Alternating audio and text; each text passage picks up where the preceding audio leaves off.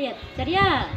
கோலியாத் அன்னை 5 அடி உயரம், 1 ஜான் உயரம், 1 ஜான் அளவு உயரத்தில் அவ்வளோ வளர்த்தியாக இருப்பாங்க. சரியா? 5 அடினாலே வளர்த்தியாக தான் இருக்கும். அதே போல் இந்த அண்ணன் வளர்த்தியாக இருந்தாங்க. வளர்த்தியாக இருந்துச்சு. அந்த அண்ணன் என்ன பண்ணுவாங்க, போருக்கு போவாங்க. யுத்தத்தில் யாரெல்லாம் பார்த்துருக்கா போர் வீரர்களை? போர் வீரர் தெரியுமா? படத்தில் பார்த்துருப்பீங்களா? ராணுவ வீரர்கள் துப்பாக்கி வச்சுருப்பாங்க. சண்டை போடுறதுக்கு, எதிரிகளை தாக்குறதுக்கு வர்றாங்கல்ல, பார்த்துப்பீங்களா? அதே போல் அந்த அண்ணன் தலையில் ஒரு கவசம் வச்சுட்டு, வெண்கல கவசம் தலையில், சரியா? காலில் இரும்பு கவசத்தை மாட்டியிருப்பாங்க. மாட்டி கையில் கேடகம் வச்சுருப்பாங்க. பகைவர் நம்மளை தாக்காதபடி கேடகம் வச்சுருப்பாங்க அந்த அண்ணன். அதே போல் அந்த அண்ணன் என்ன பண்ணாங்க, ஒரு நாள் 2 அணிகள் உண்டு. சண்டை போடுறதுக்கு எதிரணி உண்டுல்ல. இப்போ நம்ம தான் இருக்கோம், 800 அணினாலும் சண்டை போட முடியும். அதே போல் 2 அணி உண்டு. அந்த அணிகிட்ட வந்து என்ன சொல்லுவாங்க தெரியுமா? இன்னைக்கு வந்து நான் உங்களை கொல்ல போகிறேன். நீங்கள் வந்து என்னைய கொன்னால் நான் உங்களுக்கு அடிமை. இதே இது நீங்கள் என்னைய கொன்னால் நீங்கள் எங்களுக்கு அடிமை அப்படின்னு அந்த அண்ணன் டெய்லி சொல்லுவாங்க. வளர்த்தியாக இருக்கணும், பார்க்கறதுக்கே பயங்கரமாக இருப்பாங்க. அப்போ எல்லோரும் பார்த்துட்டு இவ்வளோ பெரிய மனுஷன் நம்ம எப்படி கொல்ல முடியும்னு எல்லாம் அவன் டெய்லி வந்து சொல்லுவானா.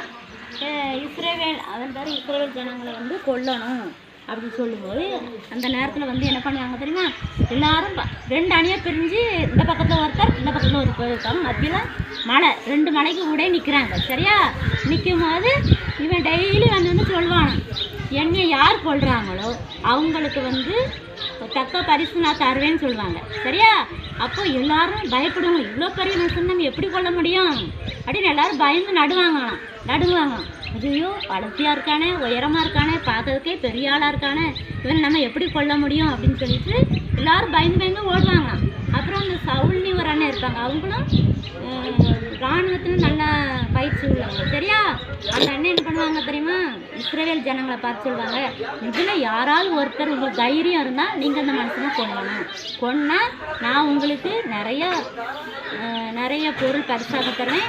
அப்புறம் என்னுடைய மகளே உங்களுக்கு திருமணம் பண்ணி கொடுப்பேன்னு சொல்லுவாங்க. சரியா? அப்படி சொல்லும்போது யாருக்குமே அந்த தைரியம் கிடையாது. அப்போ என்ன பண்ணுவாங்க, ஒரு அண்ணன் ஃபுல்லாமல் ஒரு அண்ணன் வர்றாங்க. அந்த அண்ணன் ஆள் அழகாக இருப்பாங்க, ஆனால் கட்டை கோலியத்தானே வளர்த்தியாக இருப்பாங்க. இந்த அண்ணன் வந்து ஃபுல்லாமல் இருப்பாங்க. ஃபுல்லாமல் இருந்தாலும் அந்த அண்ணன் என்ன பண்ணுவாங்க, நான் கொல்லுவேன் இந்த கோலியத்தை அப்படிம்பாங்க. அப்போ எல்லாத்தையும் நீ சின்ன பையன், உன்னையால் கொல்ல முடியாது, நீ வளர்த்தி கிடையாது, நீ ஃபுல்லாமாக இருக்கிறா, அதனால் நீ உன்னையால் முடியாதுன்னு எல்லாரும் சொல்லுவாங்க. சொன்னோடனே இல்லை, என்கிட்ட ஏசப்பா இருக்கிறாங்க, அதனால் நான் அந்த அண்ணனை வீழ்த்தி ஆவேன் அப்படின்னு சொல்லுவாங்க. இல்லைப்பா, நீ வந்து வயசில் சின்ன பையன், அதனால் உன்னையால் முடியாதுன்னு சொல்லுவாங்க. இல்லைண்ணே, நான் கண்டிப்பாக எல்லாருக்கும் அவன் என்ன சொன்னான், நீ என்ன கொன்னா நான் உங்களுக்கு அடிமைன்னு சொன்னான்ல, அதே போல் நான் அந்த அண்ணனை நான் கொன்னோம்னா அவங்க எங்களுக்கு அடிமையாவாங்க.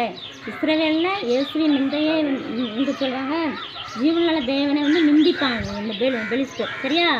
கோலியாத்தானே நிந்திப்பான், நீங்கள் இயேசுவை கொண்டுங்க, அதனால் நாங்கள் வந்து அந்த நாமத்தினால தாவீது சொல்லுவாங்க, நான் இயேசுவின் நாமத்தினால உடனே வந்து கொள்ளுவேன்னு சொல்லி வர்றோம். அப்போ சொல்லும் போது ஏசப்பா தைரியத்தை நாங்கள் கொடுத்துருப்பாங்க. சரியா? அப்போ கொடுத்துருக்கும் போது சரி பார்க்குமா அப்படிங்கும்போது 2 அணி அங்கே பக்கத்தில் நிற்கி, இந்த பக்கமும் அந்த பக்கமும் எல்லாரும் பயந்து ஓடுறதுக்கு நிற்கிறாங்க. ஒன்று அவனை கொன்னா நம்மளாம் ஓடிடுறோன்னா இந்த பக்கத்தில் உள்ளவங்க நிற்கிறாங்க, இந்த பக்கத்தில் தாவீதானே நிற்கிறாங்க. சரியா? இன்னொன்னா யாருக்கு வெற்றி கிடைக்குமோ தெரியலையேன்னு எல்லாம் பயந்துட்டு இருக்கும்போது இந்த அண்ணன் என்ன பண்ணாங்க, ஆற்று ஓரத்தில் வந்து கூழாங்கற்கள் தெரியுமா, சுட்டி விளையாடுவீங்கல்ல, அந்த 5 கல் எடுத்துகிட்டு வர்றாங்க அந்த அண்ணன். சரியா? அப்போ இந்த அண்ணன் என்ன பண்ணுவாங்க, இந்த அண்ணன் என்ன பண்ணுறாங்க லாஸ்ட்டில், சரி யாருக்கு தைரியம் இருக்கோ வரலான்னு போது தாவீதானே என்ன செய்கிறாங்க, தாவீதானே இங்கே வந்து நிற்கிறாங்க 2 பேருக்கு அணி. இந்த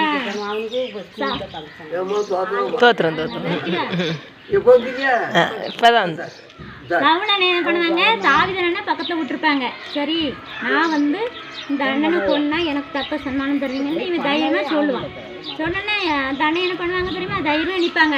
அந்த கோலியாத் என்ன பண்ணுவாங்க, இங்கே பாரு, கோலியாத் தலையில் கவசம், காலில் இதெல்லாம் போட்டுப்பாங்கல்ல, அதே போல தாவீதுக்கு போட்டுப்பாங்க.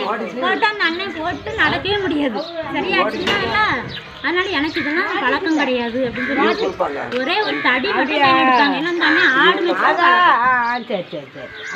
மேய்ப்பாங்கல்ல, ஆடு மேய்க்கிறவங்க என்னத்தை கையில் வச்சுருப்பாங்க தம்பி, ஆடு மேய்க்கிறவங்க என்னது கையில் வச்சுருப்பாங்க? ஒரு தடி வச்சுருப்பாங்கல்ல. இந்த அண்ணன் வந்து தடியை கையில் வச்சுருப்பாங்க ஆடு மேய்க்கிறவங்க. அந்த தடியோட நான் வாரேன் அப்படின்னு சொல்லி இந்த கோலியாத்துட்டு போய் சொல்லுவாங்க. சரியா?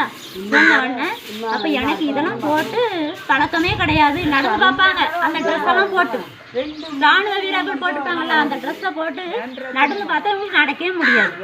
சரியா? அப்போ எனக்கு இதெல்லாம் தேவையில்லைன்னு சொல்லி அதெல்லாம் களைச்சி போட்டு நான் வந்து 5 கூழாங்கற்களை கையில் எடுப்பாங்க. கையில் எடுக்கும்போது கவன் தெரியுமா? சுட்டி வேறு யாரெல்லாம் பார்த்துருக்கா? துருவி அடிப்பீங்களாடா? அந்த சுட்டி வேறு வச்சுப்பாங்க தானே கையில் எடுத்து ஒரு கல்லடி அடிச்சா நம்ம யாரை இப்போ அடிக்கணும் கரெக்டாகவே விடணும். சரியா? விடல. அதே மாதிரி நல்ல கருத்து சொல்லுங்க. அதனால அந்த பையனுக்கு அதான் பழக்கம் இந்த தாவிதனனுக்கு. சரியா? 5 கூழாங்கலை எடுத்து என்ன பண்ணுவாங்க, ஒரு கல் எடுத்து கையில் எடுப்பாங்க. எடுத்து இந்த கவன் அப்படி வச்சு இப்படி அடிப்பாங்க. வரும் நெத்திலையா விழுந்துறான்னு நெத்தியில். இங்கெல்லாம் கவசம் போட்டு மூடிப்பான். இங்கெல்லாம் எல்லாமே ட்ரெஸ் போட்டுப்பாங்க இரும்பு கவசத்தில். சரியா? அதனால எல்லா இடமே பாதுகாப்பாக இருக்குமா. அந்த அண்ணனுக்கு நெற்றியில் மட்டெல்லாம் திறந்துருக்கும். வருவாங்க இந்த தடியோடு வந்துட்டு ஏசப்பா தாவிதனை சொல்லுவாங்க, ஈட்டி பட்டயத்தோடு நீ என்னோட வர்றா, நான் வந்து நீ நின்றுட்டு இயேசுவின் நாமத்தினால நான் உன்னோடு கூட வர்றேன் அப்படின்னு சொல்லி ஏசப்பா நாமத்தினால அந்த அண்ணன் முன்னே போய் நிற்பாங்க. நின்று கவனில் ஒரு கல் எடுத்து இப்படி அடிப்பாங்க. வருது நேரம் நெத்தியில் உளம் விழுந்து அந்த அண்ணன் கீழே விழுந்துருவார். சரியா? அப்போ என்ன பண்ண ஒரே கூழாங்கற்களால் இந்த கோலியாத்தை வீழ்த்தினான். அதே போல் ஏசப்பா நம்ம கூட இருக்கும்போது நம்ம எந்த பிரச்சனை இருந்தாலும் ஒரே கல்லால் நம்ம வீழ்த்த முடியும். சரியா?